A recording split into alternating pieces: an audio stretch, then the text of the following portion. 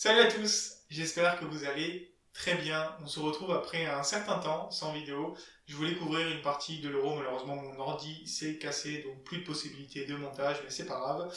On peut se retrouver aujourd'hui pour une nouvelle vidéo, mais on sera pas sur l'Euro, on sera pas non plus sur la Copa América. En bon hipster, je vous propose de parler de l'Europa League, conférence qui commence ce jeudi avec le premier tour de qualification.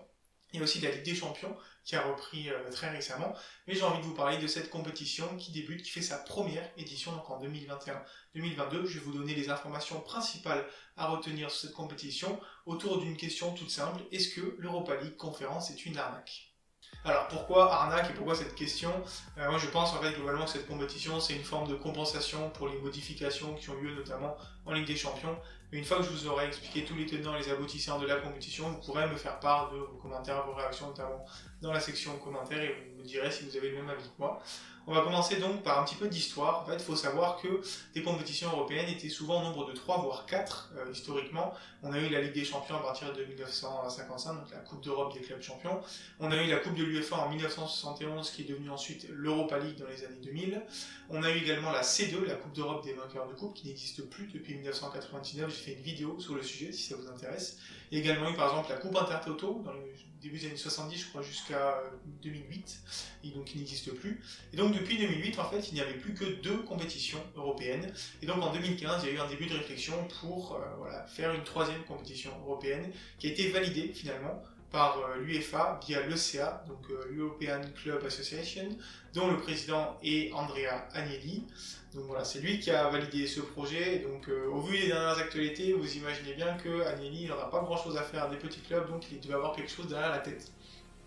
Quelques infos globales sur la compétition. Donc première édition en 2021-2022, on arrive là tout de suite, ça commence ce jeudi 8 juillet. On aura la phase de poule qui, après 4 tours de qualification, prendra part début septembre. Et on aura donc une finale normalement le 25 mai en Albanie, à Tirana, la capitale. Donc clin d'œil assez sympa, première finale dans un pays pas forcément majeur du football. Voilà, les petits pays sont la cible de cette compétition-là, je trouve ça plutôt sympa.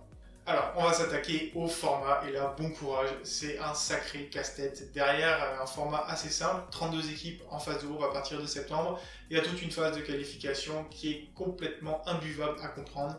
Je vous mets un tableau, c'est un tableau officiel du site de l'UEFA qui propose la répartition des clubs en fonction de l'indice UEFA du pays dans les qualifications, les phases de groupe des 3 compétitions européennes. Alors je rappelle, j'ai fait 2-3 vidéos sur l'indice UEFA que je vous mets en description également.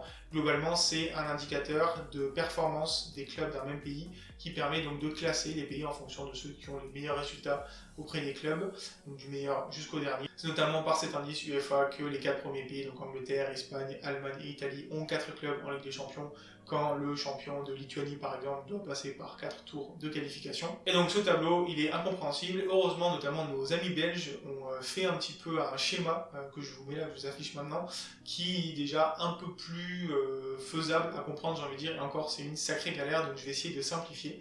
Donc il y a 32 équipes qui arrivent en phase de poule de Ligue Europa Conférence. Il y en a 10 qui sont qualifiées directement, en fait c'est les 10 perdants des barrages pour la qualification en phase de groupe de la Ligue Europa.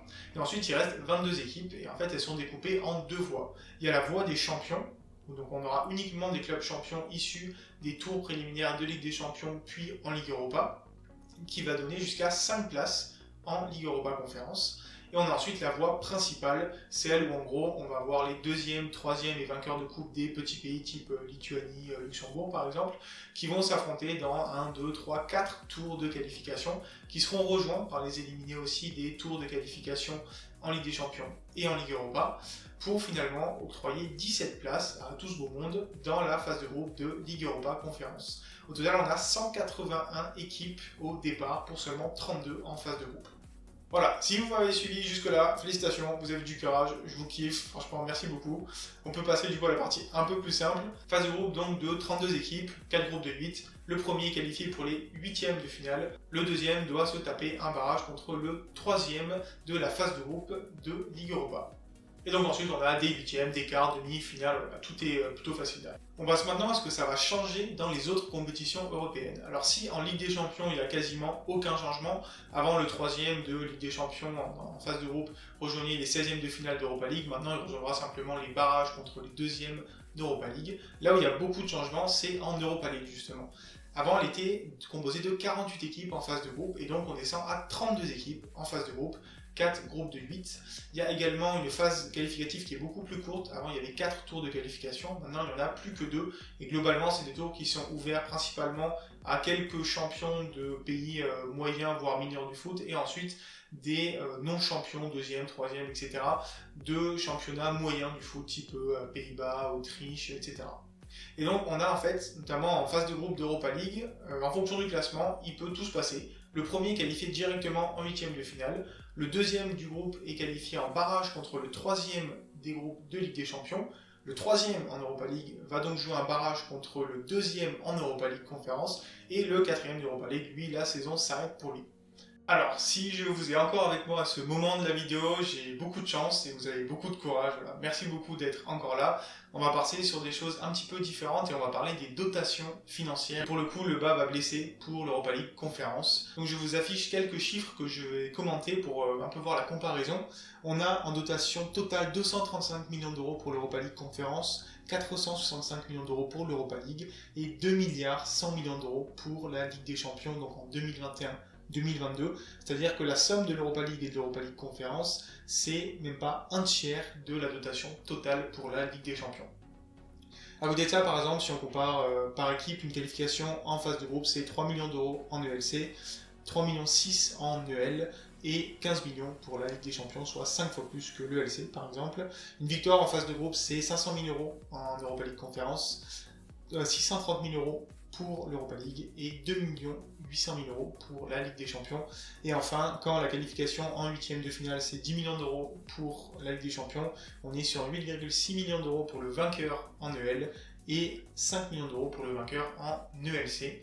À côté de ça, le vainqueur de la Ligue des Champions prend 20 millions d'euros, l'écart est tout simplement immense. Si on parle maintenant rapidement de l'indice UEFA, j'ai cherché longtemps et il n'y a tout simplement aucune information, en tout cas j'en ai pas trouvé, et c'est pas forcément une bonne nouvelle. Ça veut dire a priori que, en tout cas sur le site de l'UEFA, il n'y a pas de bonus indiqué pour l'Europa League Conférence, donc en gros les seuls points disponibles c'est ceux de la victoire, 2 points pour chaque victoire et 1 point pour le match nul. Voilà, si vous voulez plus d'infos, n'oubliez pas que j'ai fait des vidéos qui expliquent ce que c'est que l'indice UEFA, je les mets en description.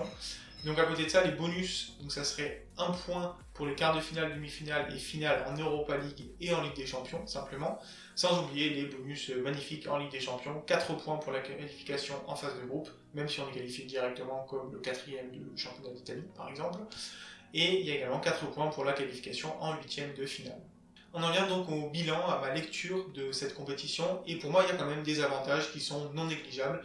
Déjà, on augmente le nombre de clubs qui vont jouer en compétition européenne et qui ne sont pas dans les meilleurs championnats, puisque eux ils n'ont pas de clubs qualifiés en plus. Avant on avait donc 80 clubs qualifiés, maintenant on en aura 96, donc on gagne 32 d'un côté avec l'Europa League Conférence, on en perd 16 avec le passage de 48 à 32 équipes en Europa League. Surtout, jusqu'à présent, donc jusqu'à l'année dernière, on avait 27 clubs champions maximum, donc des différents pays, qui pouvaient jouer la Ligue des Champions ou l'Europa League. Et donc grâce à l'Europa League Conférence, on monte ce chiffre à 35 clubs champions qui pourront jouer donc une compétition européenne. Et donc ça, c'est quand même un vrai progrès. À côté de ça, il va y avoir plus d'exposition médiatique pour les petits championnats, alors même si il y aura des dotations financières plus faibles, une exposition médiatique relativement faible, elle sera plus élevée que ce qu'elle est actuellement, c'est-à-dire uniquement dans les tours de qualification en Ligue des Champions, et quand on voit que certains matchs sont joués en même temps que l'Euro, vous imaginez la couverture médiatique quasi inexistante. Heureusement qu'il y a quelques comptes Twitter notamment qui nous font rire un petit peu les exploits des petits clubs. Il y aura donc quelques retombées économiques régulières en plus pour en tout cas les meilleurs clubs des petits pays.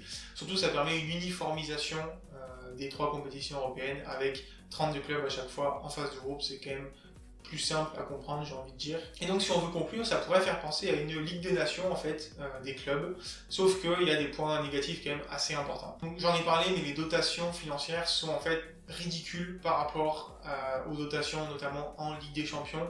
Voilà, 32 clubs en Europa League Conférence vont se partager à peine moins de 300 millions d'euros, quand les 32 clubs en Ligue des Champions se partagent plus de 2 milliards d'euros. L'écart est immense et en fait la compensation, c'est pour ça que je parlais de compensation au début, me semble un peu faible vis-à-vis de l'augmentation incessante des droits télé en Ligue des Champions, sachant qu'on parlait même dans une Super Ligue fermée de 4, 5, 6 milliards d'euros, c'est indécent. Autre point négatif pour moi, ça va être le peu de suivi médiatique en fait, qui sera imposé par le calendrier. Quand on a 8 matchs le mardi en Ligue des Champions et 8 matchs le mercredi, encore une fois en Ligue des Champions, on aura 16 matchs d'Europa League et 16 matchs d'Europa League conférence sur la même journée du jeudi, alors même s'il y aura 2 horaires différents. Voilà, il y a beaucoup de matchs qui vont se jouer en même temps et donc pour suivre un grand nombre de clubs, ça va être assez compliqué. D'autant plus que voilà, l'Europa League conférence, elle sera composée maximum d'un club du top 4 européen et d'un club français. Donc ça risque de réduire un petit peu l'attrait, notamment des supporters de ces pays, pour cette compétition-là. Autre point négatif, au niveau de l'indice UEFA, de ce que j'ai compris, il n'y a rien qui est ajouté en termes de bonus. Donc le gain en termes de points UEFA pour les petits clubs va rester assez faible par rapport aux avantages qu'ont les gros pays notamment. Et en fait, moi, mon sentiment personnel là-dessus, c'est qu'on est en train de créer une Europe à 3 voire 4 vitesses, je m'explique assez rapidement. En gros, on a le top 4 voire top 5 européen avec la France qui va s'éclater en Ligue des Champions. Voilà, le top 4 européen, c'est la moitié des clubs engagés en phase de groupe. Les seconds couteaux du top 4 européen et également les meilleurs clubs des championnats moyens plus en Europe vont se batailler en Europa League.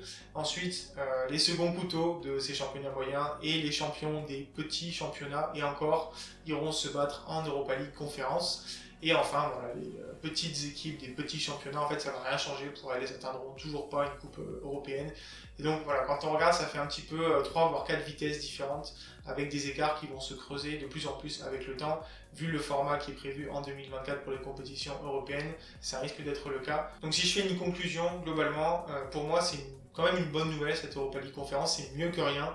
Mais je sens vraiment que c'est une compensation par rapport au changement qui a eu lieu, notamment en 2018 sur la Ligue des Champions, où on est passé à 16 clubs automatiquement qualifiés dans les 4 grands championnats pour la phase de groupe.